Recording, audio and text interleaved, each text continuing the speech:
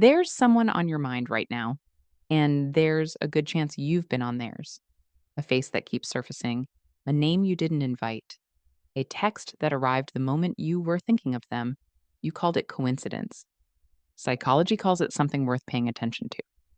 Here's the twist most people miss: you can't actually feel someone thinking about you. What you can detect are the behavioral fingerprints that thinking leaves behind. When someone has you on their mind, it leaks into how they speak, how they act, what they remember, what they reach for at 11 p.m. This video is about learning to read those fingerprints. Big things are easy to remember: your birthday, your job, what you do for fun, but small things, those take repetition. A person who remembers that you hate ice in your drinks, that you went quiet when someone mentioned your dad, that you laughed a specific way at that one joke, that person has been running you through their mind a lot. Research on emotional memory suggests that details tied to people we care about or think about often get encoded with unusual depth. When someone keeps showing up in your thoughts, details about them stick. The real life consequence: if someone regularly surprises you with, "I remembered you mentioned," you're not just liked, you're occupying mental real estate. Sign two: they initiate contact without a reason, not, "Hey, wanted to check in," after weeks of silence. Actual, small, unprovoked contact. A meme that made them think of you, a song. This reminded me of you." Those aren't accidents. They are the behavioral output of someone whose brain keeps flagging you as relevant. Sign three: they bring you up when you're not there.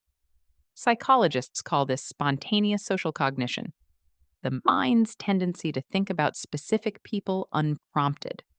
When someone mentions you in conversations you weren't part of, when a mutual friend says they always talk about you, that's not small talk, that's involuntary evidence. Sign four: they notice your absence. Someone who wasn't thinking about you doesn't notice when you go quiet. But someone who was, they feel the gap, they check, they say something. Absence only registers when presence was already occupying your attention.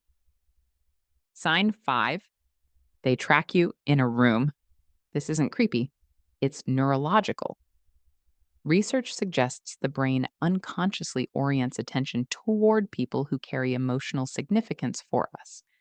If someone consistently positions themselves near you, angles toward you in group settings, or catches your eye across a room without trying to, their nervous system is doing what their mouth might not be.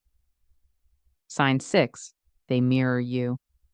Psychologist Tanya Chartrand's research on the chameleon effect shows that people unconsciously mimic the posture, gestures, and speech patterns of those they're focused on. Mirroring isn't a trick or a flirtation technique. It's what the body does when the mind is locked in on someone. If you notice someone sitting the way you sit, using the words you use, you've been in their head long enough to get under their skin. Sign seven: they react before you finish speaking. They laugh before the punchline. They nod before you've made the point. They finish your sentence correctly. That kind of responsiveness doesn't come from casual attention. It comes from someone who has been listening to you so carefully for so long that they've started to anticipate you. You can't anticipate someone you haven't been thinking about.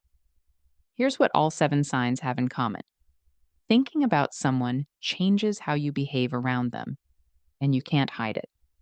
The brain is not a private space. It shapes everything: what you remember, what you reach for, how your body moves, where your eyes go. Someone who's genuinely been thinking about you will show you, even when they're trying not to. You don't need magic or gut feelings. You need to watch the behavior.